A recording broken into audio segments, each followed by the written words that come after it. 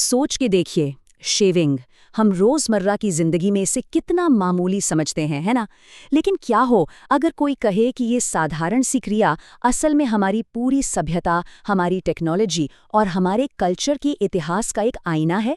जी हाँ, चलिए आज इस रेजर की धार पर चलकर देखते हैं कि इसके पीछे क्या कुछ छिपा है।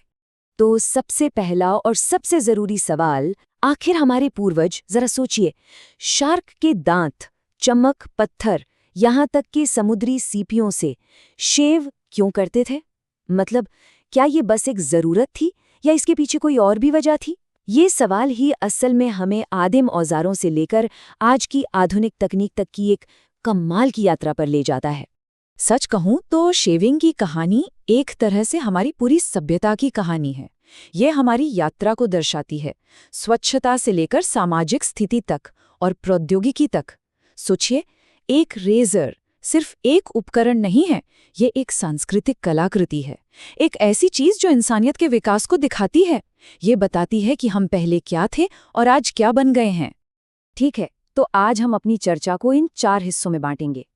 पहले हम बात करेंगे सबसे पहले ब्लेड और पवित्रता की, फिर हम चलेंगे शास्त्रीय युग में, साम्राज्यों के चेहरे को देखेंगे, उसके बाद आम आदमी के लिए रेजर का आविष्कार कैसे हुआ, और आखिर में आज का दौर, जहां हर शेव की एक अलग कहानी है।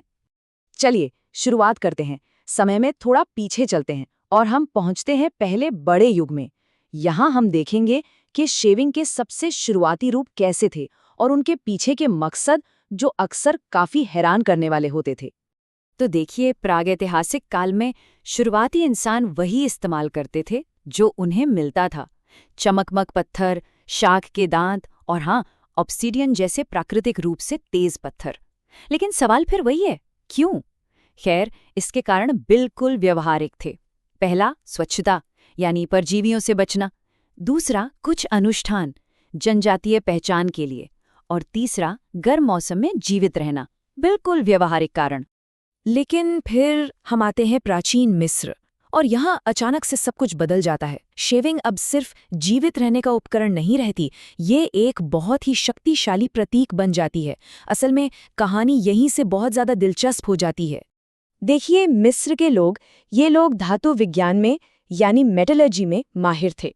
इन्होंने सोने, तांबे और कांसे के रेजर बनाए और इनका इस्तेमाल शरीर के सारे बाल हटाने के लिए होता था।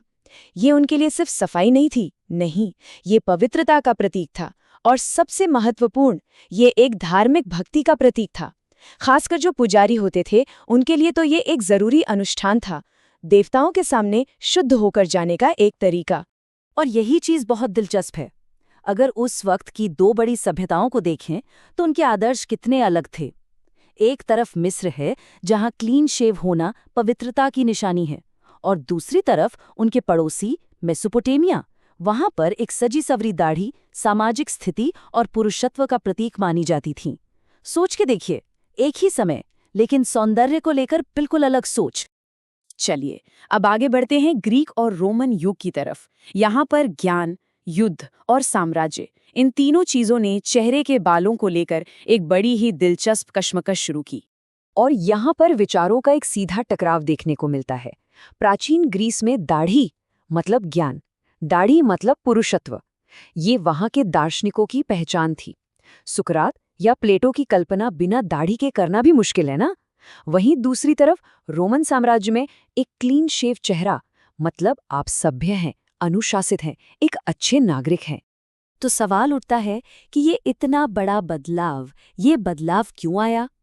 इसकी एक बहुत बड़ी वजह थी सैन्य रणनीति। कहा जाता है कि सिकंदर महान जैसे नेताओं ने अपने सैनिकों को शेव करने के लिए कहा। वजह? ताकि करीबी लड़ाई में दुश्मन उनकी दाढ़ी न पकड़ ले। मतलब सोचिए, एक दाढ़ी युद्ध का नतीजा बदल सकती थी। यहाँ व्यवहारिकता ने दर्शन पर जीत हासिल कर ली। और रोम में शेविंग एक दैनिक सामाजिक अनुष्ठान बन गया। वहां की जो नाई की दुकानें थीं, जिन्हें टॉन्सर कहते थे, वे सिर्फ बाल संवारने की जगह नहीं थीं, नहीं, बिल्कुल नहीं।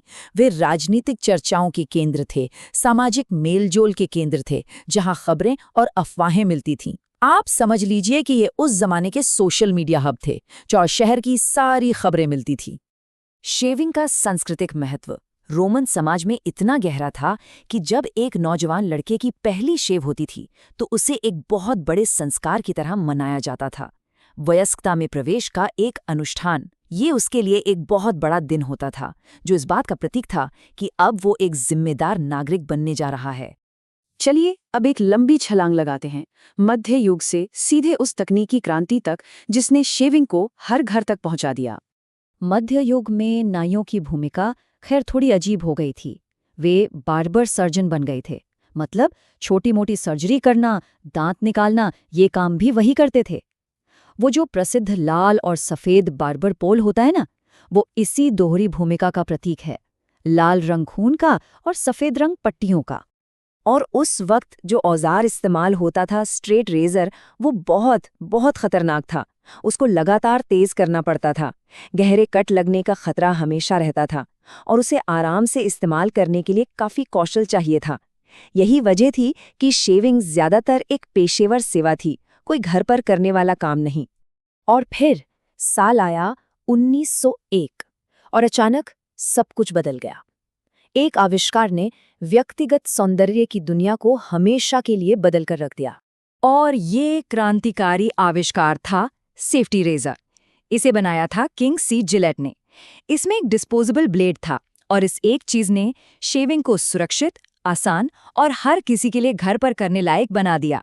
इसने नाइयों पर निर्भरता खत्म कर दी और एक पूरा नया उपभोक्ता बाजार खड़ा कर दिया। 20वीं सदी में तो नवाचार की गति बहुत तेजी से बढ़ी।